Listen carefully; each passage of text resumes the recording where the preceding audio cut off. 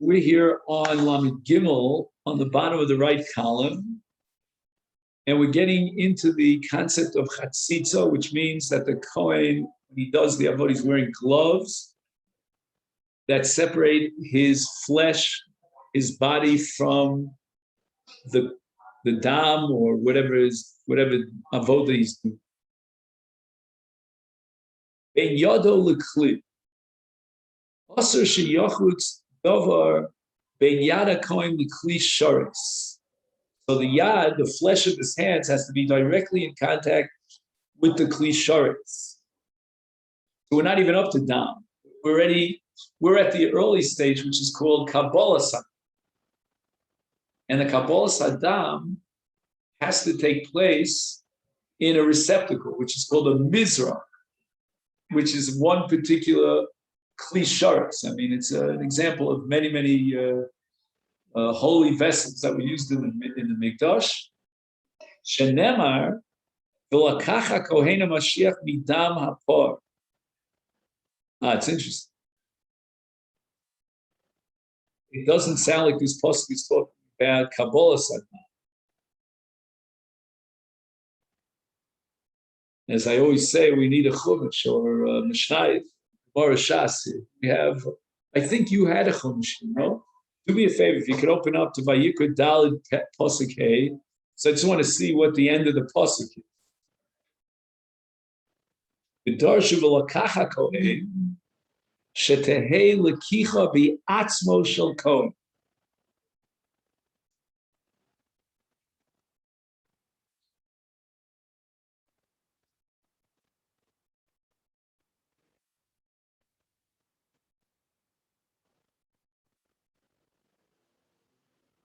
Can you read it out loud?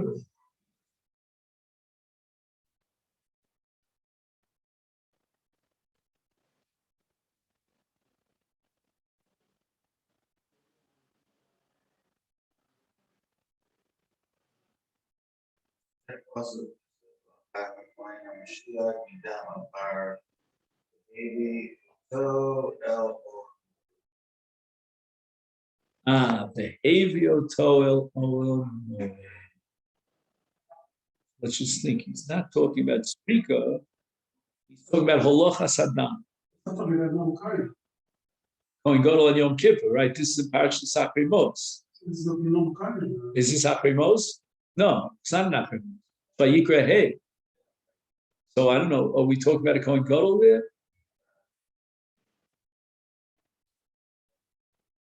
The lakach. What was it? What was the end of the pasuk? Vehevia. What was it? Say Vehevia. Read it one more time, Steve, if you don't mind. Okay. Just the end of the pasuk. Vehevia. Oto. L-O. What's the context of? Sounds like it's the. I'll try to remember what in Vayikra Hey. What? We're talking about Chatas Pnimis. Is it kind of Mashiach? Kind of. I think in this case it probably on Gadol. For that I would need a Tartmi, but you guys are going to have to do some of the work. I can't do that all. No, it's really not fair. I mean, it's a group effort. The Tartmim is on the last bookshelf to your right. You know what I mean? If you walk out of the store, you can probably see it. Interesting. You don't mind, David? Just if you open the store, I'll just point it out so you'll know for the future. Move a little bit to your left, right? And then straight ahead. You see that? You'll see a Torah Tamim.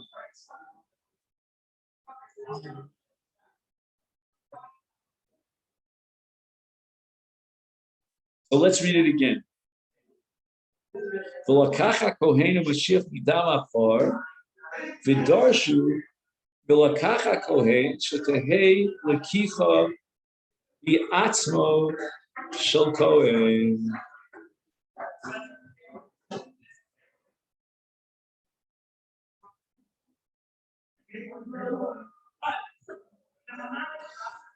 Now, what's the next line here? V'im hoya dover beino laki. Oh, the question is, do you want to open up there, if you don't mind, to Dalid Pasuk Hey?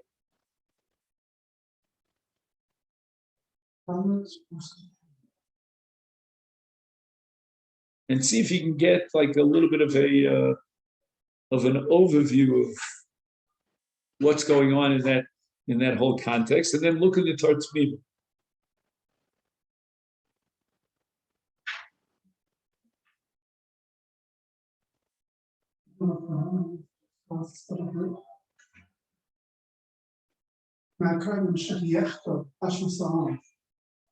So it's so we're talking about a parallel of Dov Shel Tzibur. That's what I thought it was. I don't know. Again, for that I need the Tartmim. If you read the Tartmim, he usually will point that out one way or the other. Rashi doesn't say anything. On V'lakacha Kohena Mashiach, is there anything in the Tartmim, or he skips it? He doesn't comment on every single pasuk, but I thought intuitively in this case.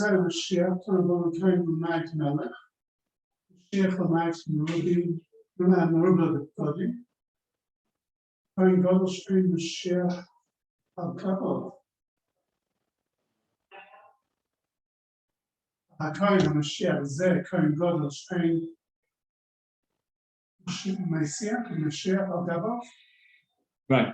There's no one on top of him. He's the top banana. Correct. And he's talking about a parallel in Dov Shel Tzibur, I think.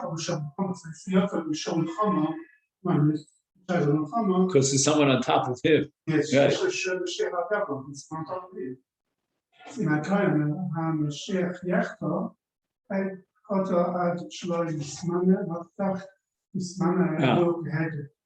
Yeah, so this is, I think, what's called a chatas pnimis.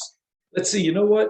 At the beginning of this introduction, again, I know you don't have the archives, but I think he tells you about chatas pnimis. Let's see if I can find that.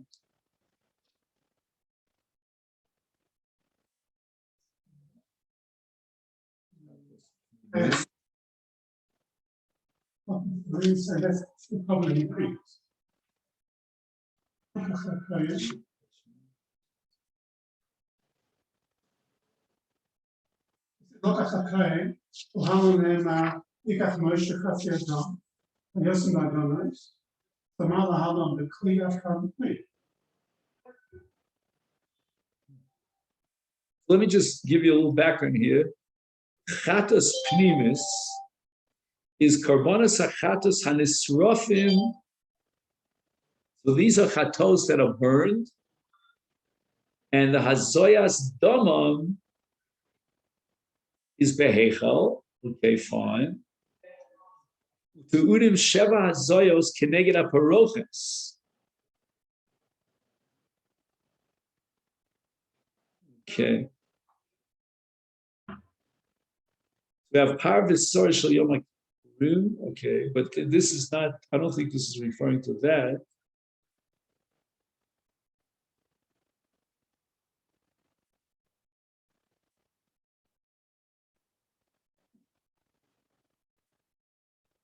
Not sure exactly.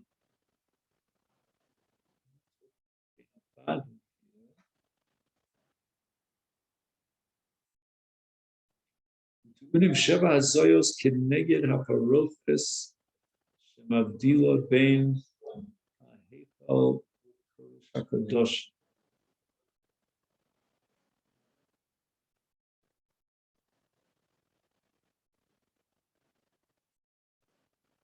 So I'm wondering out when it says all moed in the pasuk, is that referring to Kodesh Kadoshim or to the Heichal? Does anybody say anything there? Rashi or Pnima? Oh, it says Pesach all moed in the pasuk. So it could be that Pesach all moed means the Heichal. Yeah, so the other. Yeah.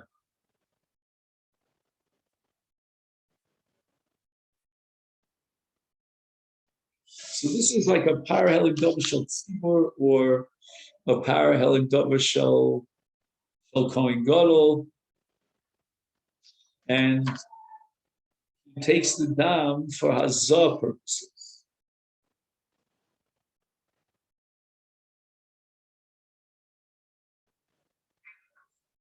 Okay, then. So again, the Torah says, "V'lakacha Kohen Mashiach midam hapar," and the emphasis here on v'lakacha Kohen, according to the drush of Chazal, is bi'atzmo shel Kohen. There should not be a chatzitza between the hands of the Kohen and the kli, which has in it the dam that he's going to do the azoyas hadam in the heichal keneged the Kodesh Kodshim.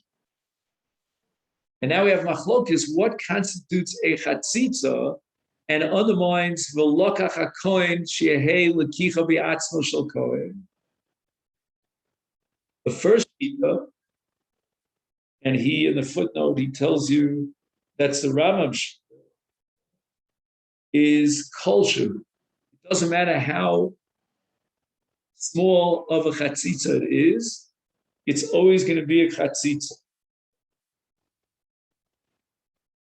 And the Ravid shita is Eno Chotzitz Elim Kain Hu Tziltzil Katan Dover Choshen. In other words, it has a function as a beggar. Oh, but it has the minimum size of sholosh al sholosh, that's bows. But if you're missing both of these conditions, it's neither a Tziltzil Katan, nor does it have sholosh al sholosh, it's smaller than sholosh al sholosh, Eno Chotzitz, that's the Ravid shita.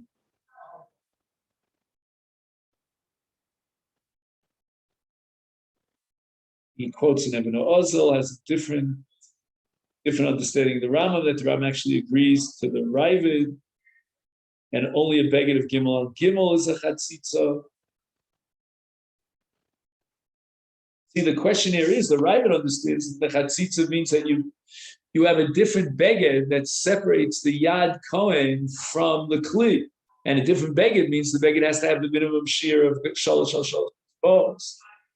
Whereas the Rambam is saying, forget about, a different beggar that separates his yad. If his yad, lamaisa, is not in direct contact with the kli, so then it doesn't fulfill the requirement of lakacha kohen. So the Rambam is looking for a hafka, he's trying to be mafkia, the connection between the yad and the kli. And he needs another kli, and that other kli is going to serve as a mafkia. But the Rambam is not learning it as a mafkia. The Rambam is just simply saying we must have contact between the Yad Kohen and the kli. Yes, here, Afla Ravid Chatzitza Ben Besoro La Beged Havi Afilu B'Nema Achas Nishush Chatzitza Besoro La Beged Nilma Mivini Chatzitza Afilu B'Shum Tzor Godem Al Besoro Mashay Chatzitza Ben Yad Kohen L'Kli Nilma V'Lokach HaKohen. Oh, that's an important point. Wow. You see the bottom right, which is footnote number Tov Reish Pei Hey. Of course, for Mrs. Zalman. Rashiv of Eitz Chaim. You can still see the building even today. It says very beautifully, there are two different dinim of chatzitza. There's one din of chatzitza between the beged and his body. And that din of chatzitza is derived from the pasuk al b'sara. Now there's another din. We're not talking about bigdei kahuna now. We're talking about his yad, the ma'aseh avoda. We're not talking about bigdei kahuna. There's no chatzitza in the yad because there are no bigdei kahuna that he wears on his yad. And this is a new din of chatzitza because the Torah says v'lokach hakon b'atzmo shel kohen.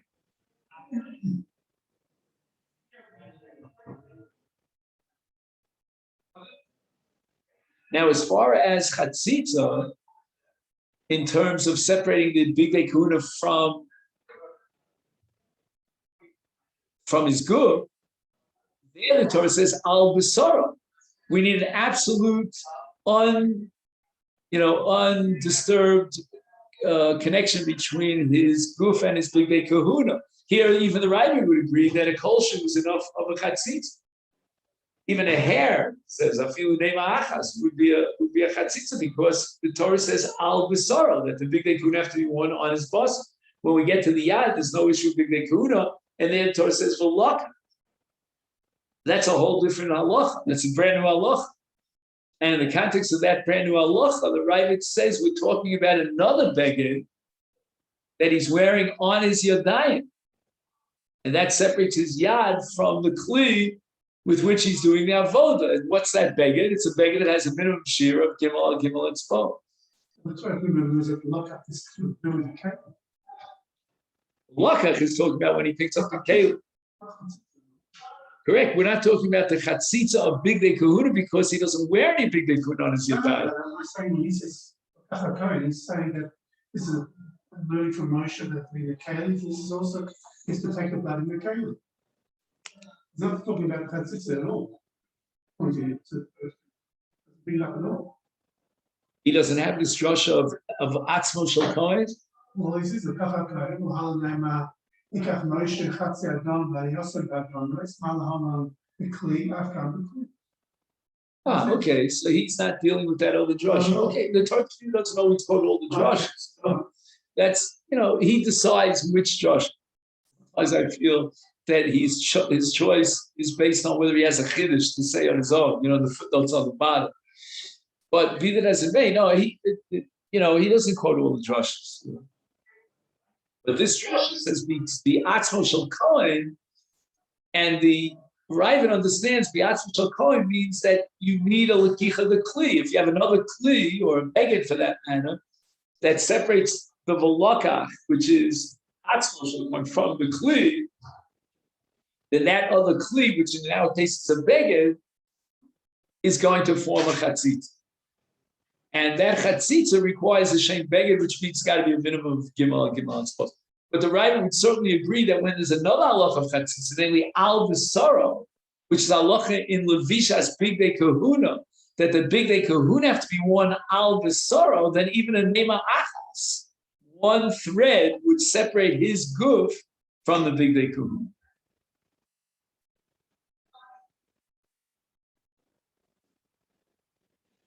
En yado lekli bi'avodos she'enam te'unim yamin. I wish you would tell me what those are. Let's see, Tafresh Pei Vav, by chance in a million. Oh, you're going to have to do more research. Anyway, if you have avodos which do not require yamin,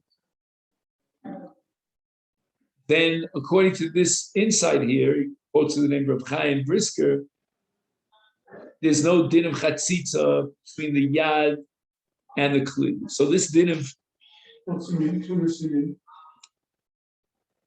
I'm not sure what case he has. Again, if we had time, I would open up Reb Chaim.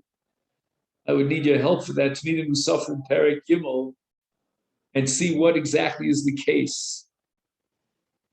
I have a feeling that it has to do with Malika B'chatas Ha'of, but I'm not sure if that's so. But anyway, there's such a thing as an avodah that doesn't require Yad Yamin. And in this context, what we're doing is we're downgrading such an avodah. It doesn't have this requirement of a lokach hakohen ba'atzmo shel kohen. In regular kohen l'ritzvah. Well, here's an interesting question. Again, we're talking about this new category of a lokach hakohen, which means a chatzitza that has nothing to do with the big day kahuna. Now, the kohanim are barefoot, they're standing on the ritzvah. There has to be a direct contact between their feet and the ritzvah's hazara.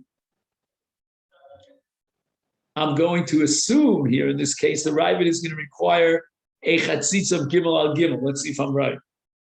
He says, Tzarech hakohen lamod al ritzvah's hazar below chatzitza. That's the sugya in Zvachim Adaf Chav Dal. Belom dem tzotz behekesh. Shahov a ritzvah's hazara mekudeshes. Kli sharis mekudashim. Ma kli sharis asur. Sheyeh chatzitza bein hakohen lakli sharis af ritzva lo yeh davar chotzes beino levein haritzva.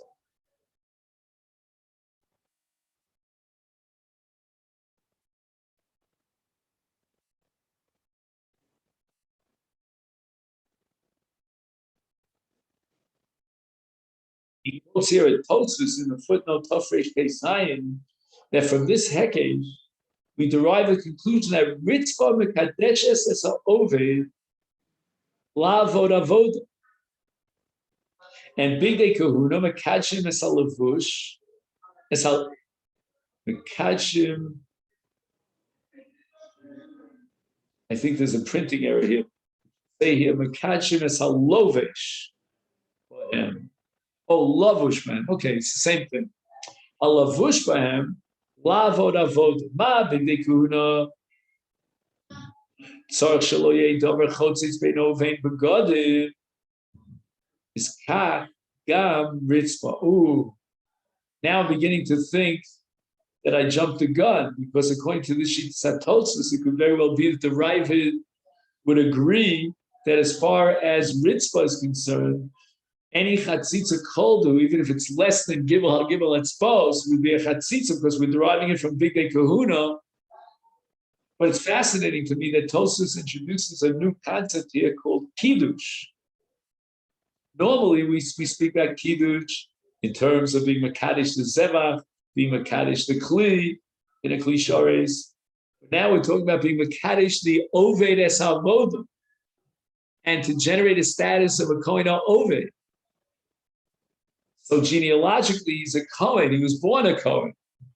He would not have to pay a Reform rabbi to make him into a Kohen. So he is a Kohen, but he's not a Kohen Ovid, unless he wears bigdei kahuna. And now we're adding another element to the equation. Unless the ritzvah is mekadeshes es ragla, which means that there's nothing between his raglaim and the ritzvah. And in the context of such a hekej, we derive the psul of chatzitza. It's just like to be makadosh the kohen, we need bigdei kahuna. The bigdei kahuna have to be directly on his body without any chatzitza, because otherwise they're not makadosh his body.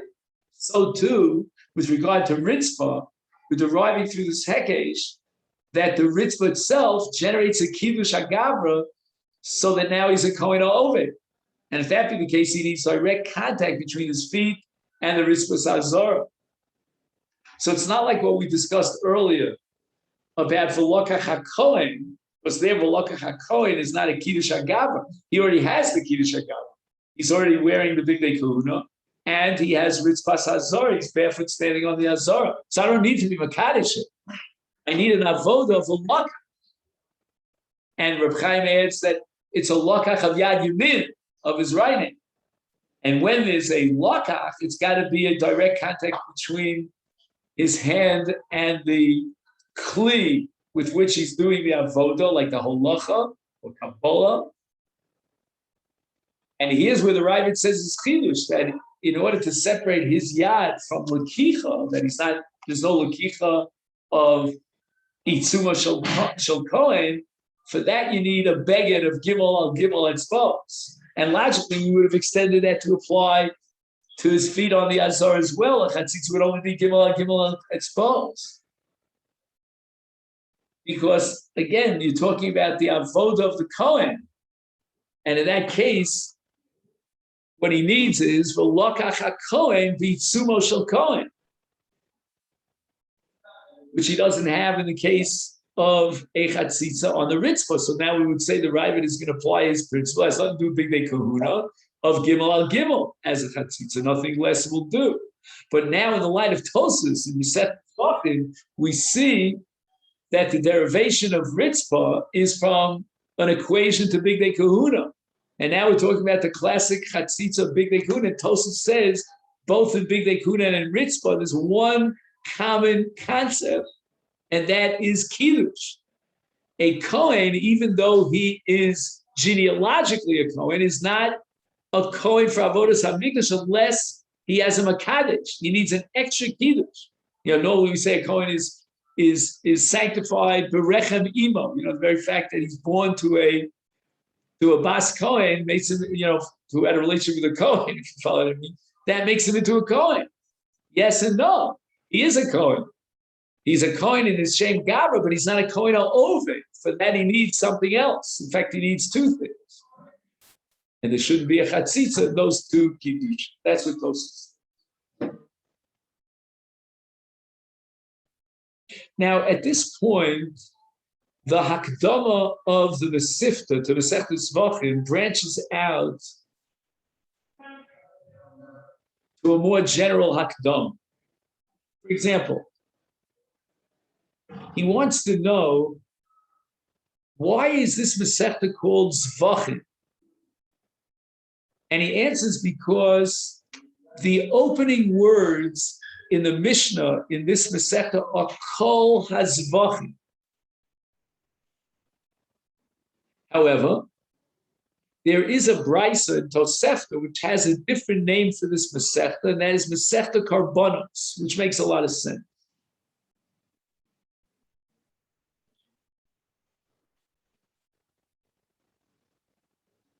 Now let's see if we can figure out what would be the advantage if we were to change the name of this Masechta and accept the Tosefta's name of Karbonos. Tevas Zvachim misyacheses l'chol hakarbonos. Okay, fine. So I don't know. He's saying that Zvachim includes all karbonos, and karbonos includes all. So I don't know. Flip a coin. Which one is more precise as a name? And he quotes the Mishnah of Ezem Akonchel Zvachim, and that refers to all the karbonos. Omnam the Lashon Torah. See, it's really interesting. When we want to understand Rabbi Yehuda Nasi and which word he would choose to integrate into his Mishnah, we look to the Torah. Rabbi Yehuda Nasi will not come up with new terminology. That's not biblical in origin. He wants to keep as close as he can to the Lashon Torah, Lashon HaMikra. The word Zvachim in Lashon Torah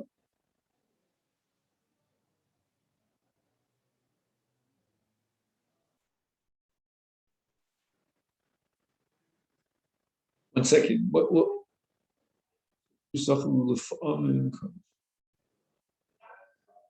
Oh, he has a pasuk at the end of Parshas Mishpat Vayalu Olos by Yizbechu Zvachim Shlamim.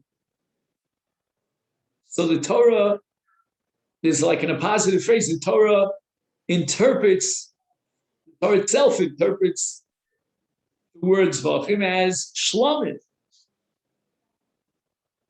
So whenever you see the word Zvachim in the Torah, you assume it means Shlamim.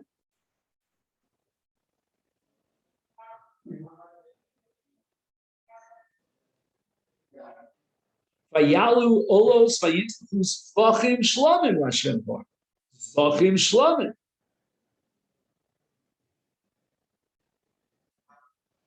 So by calling our Masechta Zvachim, it's a little bit confusing. The Tosefta is not happy with it because the Tosefta thinks that Zvachim is referring specifically to Shlamim in biblical Hebrew.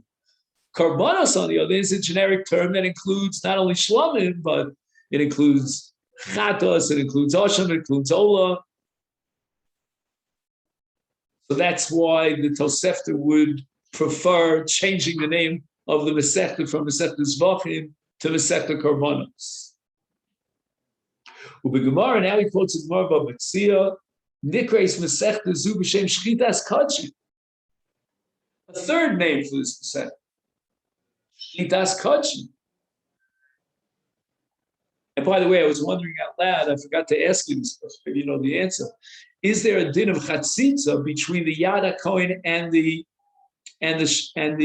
what's called the Ismo, meaning the Shechita knife? We've been talking about Kabbalah Saddam and Holacha Saddam, and we required Atzmo Shel Kohen, then any chatzitza. I don't know what the halacha is with regard to Shechita. Anybody have an answer to that? Don? I don't know the answer. I'm in the dark. I don't know the answer. because shechita has a very ambiguous status. It's kosher b'zah. It's not a full-fledged classic avodah. And therefore I wonder whether the lokach hakohen that the avodah should be done by atzmo shel kohen should apply to shechita. I'm sure it's explicit somewhere, I just don't know. But anyway, we now have a new name for this Masechta, and it's being called by the Gemara itself, Masechta Shchitas Kodshim.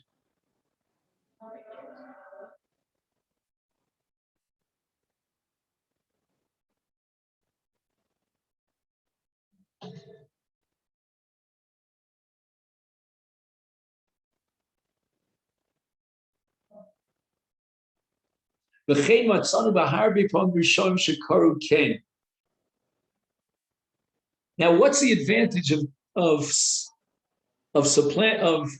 replacing the name Zvachim with the name Shchitas Kodshim? He says Kshem Shekarol Masechta Chulin b'Shem Shchitas Chulin. But we know the Masechta is Chulin, but that's really not the name. The name that the Rishonim give to Masechta Chulin is Shchitas Chulin. Now, the opposite of Chulin is Kodshim. We have Kodshim, we have Chulin. So if you're going to call Masechta Chulin Shchitas Chulin, then you should call Masechta Zvachim Shchitas Kodshim.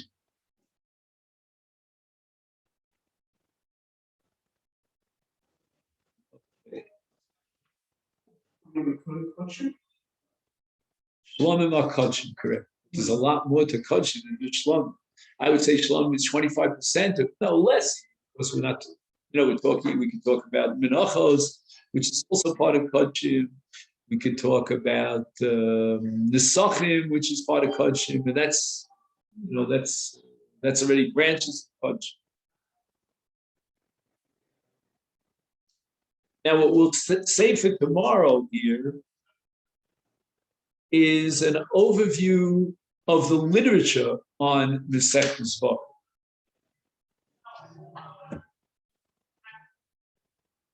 That's this next page. Do you have Lamed Daled, Lamed Hey? No. So if you get a chance, you Lamed Gimel, you have them. Yeah, okay, that's good.